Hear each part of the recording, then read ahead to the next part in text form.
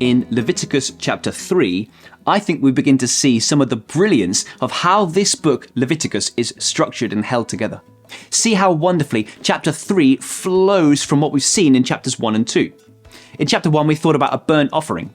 And we saw, chapter 1, verse 4, the imagery of placing your hands upon the head of the animal, which is symbolic of transferring your sin to this substitute. And we read that the animal will be accepted on your behalf to make atonement for you. So, at this point, punishment has been poured out for your sins, but it has not landed on you. You get what the animal deserves, which is life and freedom, and it gets what you deserve, which is death and judgment. And at the end of it all, you are right with God. You are made at one with Him. Literally, the burnt offering brings about atonement, at one-ment. Now, if that was genuine for you, if it was more than just religious rule keeping, but was the true outward overflow of your repentant heart, then the grain offering will be the obvious next step in your sort of discipleship, a way to show your ongoing devotion to the God who saves. This grain offering in chapter 2 and verse 14, it is an offering of the first fruits. That is, when the land begins to yield its crop, you make it your first joyful duty to give thanks to God, to recognize His goodness to you by giving Him this grain offering. Now, this is true in the Christian life as well as being true in the Israelite life.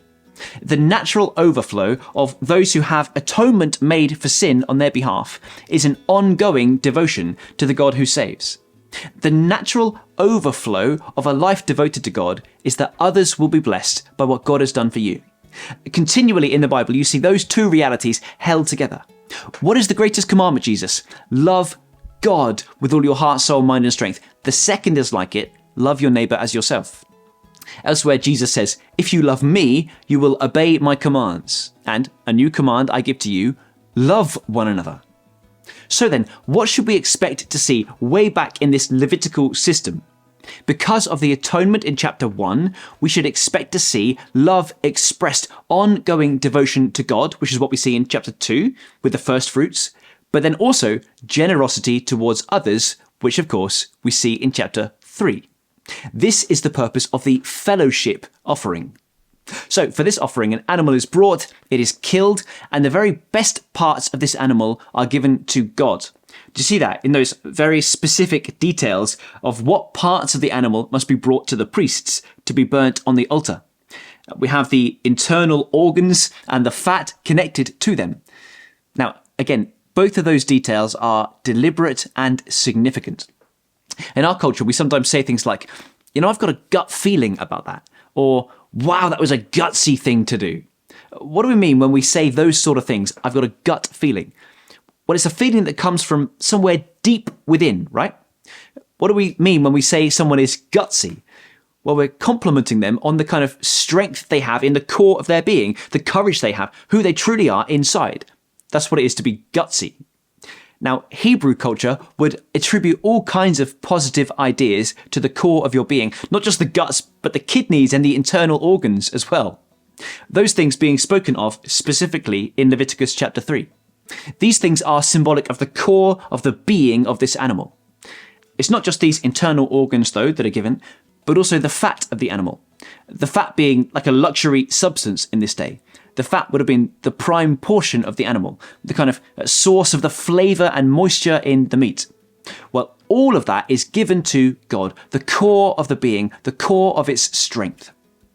Now, unlike in chapter 1, where the entire animal was consumed with fire in the burnt offering, here only these certain portions are burnt up on the altar, and the rest of it would be used as the main ingredient of a meal.